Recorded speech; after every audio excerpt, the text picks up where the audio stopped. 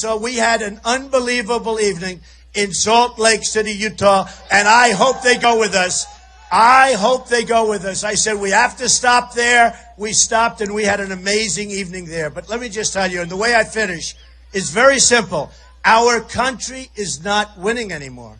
Our trade is a disaster. China it's one of the great robberies in the history of the world, what China has done to our country. China has been rebuilt because of the money and the jobs we've lost and the money that we've given them. We have rebuilt China, and they know it. I have many friends from China. I don't have any objection to China. I think it's wonderful. I'm angry at our people, not their people, if you can get away with it. So look, we've rebuilt China. And it's not free trade. It's not anything. This is horrible, stupid trade. When you have an imbalance of $500 billion a year, folks, we got to get smart.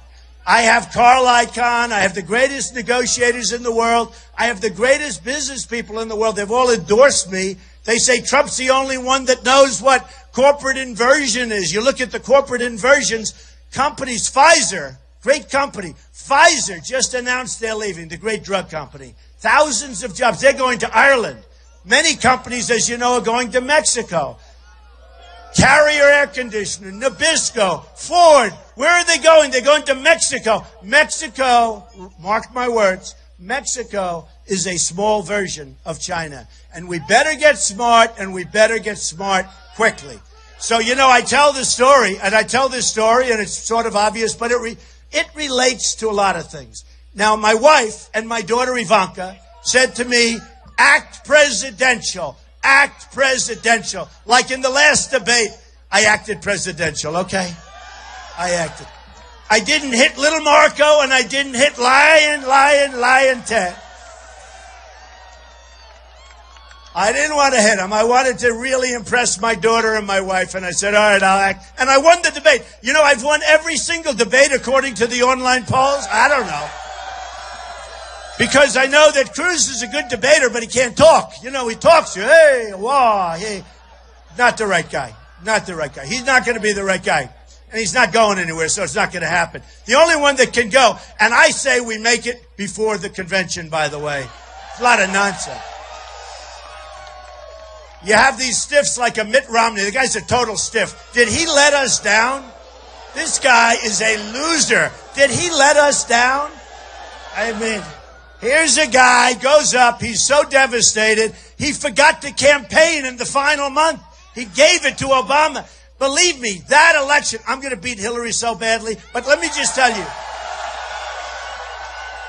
beating Obama 4 years ago was easier than beating Hillary Clinton now, believe me. And Mitt Romney choked, pure and simple. He choked like a dog, and that's not going to happen.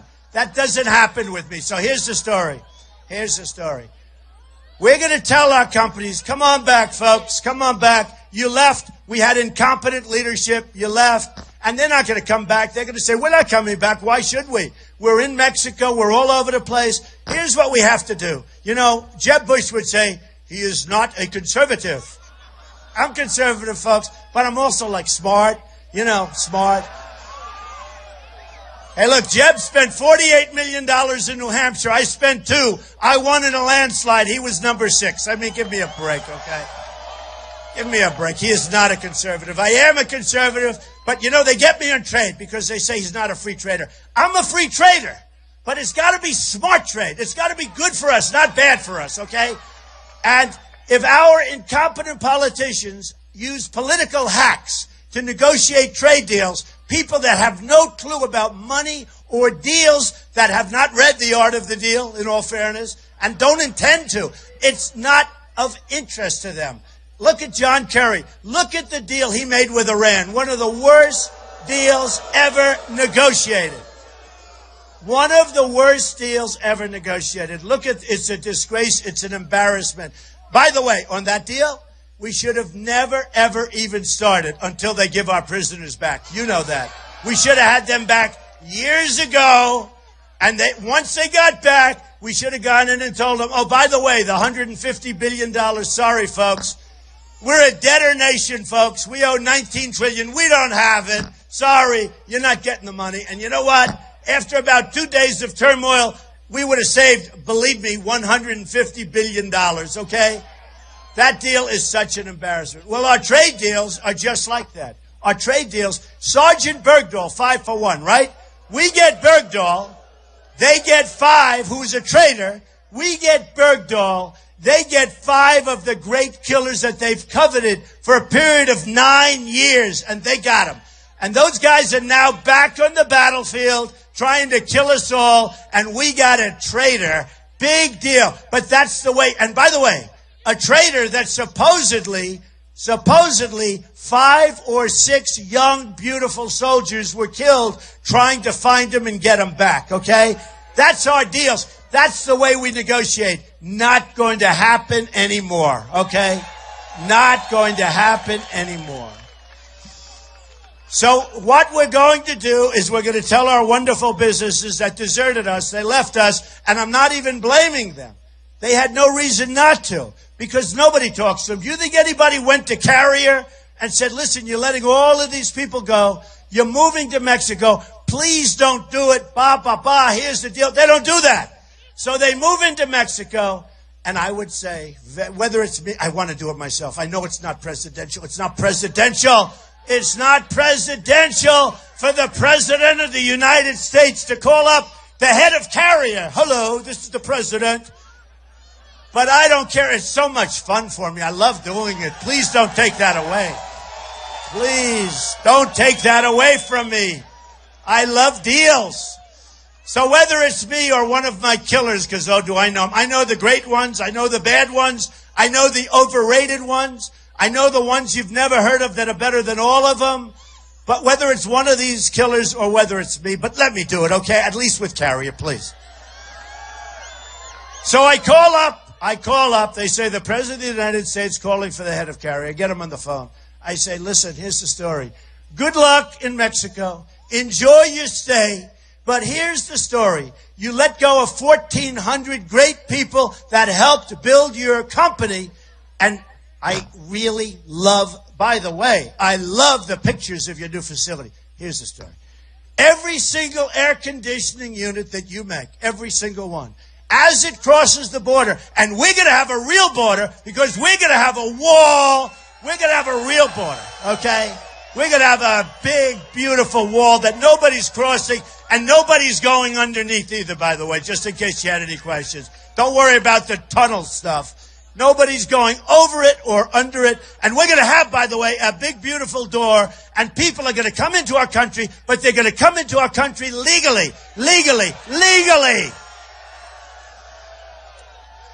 So I tell the head of Carrier, every single unit that you make in Mexico and you sell in the United States, we're going to put a 35% tax on that unit. And I hope it works out well for you folks. And here's what's going to happen. They're going to have lobbyists call me, but I didn't take any of their money. They're going to have special interests call me, but I didn't take any of their money. They're going to have donors, but I didn't take any of their money. I don't give a damn for them, folks. I care for you. And here's what's going to happen. Within 24 hours of that phone call, the head of Carrier and Ford and so many other companies. I mean, you just take a look. I could give you a list. I could read them out all day. The head of Nabisco leaving Chicago with their big plant, moving to Mexico. No more Oreos for us. I'm not eating Oreos anymore, I guarantee. So here's what's going to happen, folks. I will get a call within 24 hours, and he will say to me, head of Carrier, Mr. President, we've decided to stay in the United States. I said, thank you very much. Build your plant anywhere. I don't even care if you don't build it in Phoenix or in Arizona. I want it in the United States, right? Right? We want it in the United States. And it's going to happen a lot. And here's the story. We are going to start winning again. We're not winning anymore. We don't win at anything. We don't win at anything. We don't win with our military. We can't beat ISIS. How about our great general, George Patton? I love George Patton. He's too tough. He could never be a general now. He's too tough. He's not politically correct. We got to stop with this political correct. And by the way, chipping away, just like I said, they're chipping away at the Second Amendment. They're chipping away at Christianity. They're chipping away at our religions. We're not going to have it anymore. It comes Christmas time. We're going to see signs up that say, Merry, Merry, Merry Christmas. Okay, remember it. Remember it. So, we have become so politically correct that we're totally impotent as a country. It's not happening anymore. So here's what's going to happen. We're going to rebuild our military. We're going to knock the hell out of ISIS, and we're going to come back and rebuild our country. We're going to rebuild our country. Our military is going to be so strong and so respected, and we're going to buy the right equipment. We're not going to buy equipment that was gotten because somebody at that company that sold the equipment had political connections to these characters that I run against. We are going to have a great military, and we are going to finally take care of our great veterans. We're going to take care of them. So we're going to win with the military. We're going to win with the Met. Oh, thank you very much. Look at you. Thank you. USA is right. USA. USA.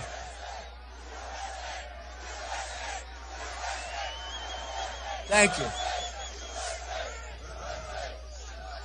So, folks, we're going to start winning again. We're going to win with our military. We're going to win for our vets, right? We're going to win for our vets, right? We're going to win for our vets. We're going to win with education. We're going to win by knocking the hell out of Obamacare, terminating it, coming up with something much less expensive, much better.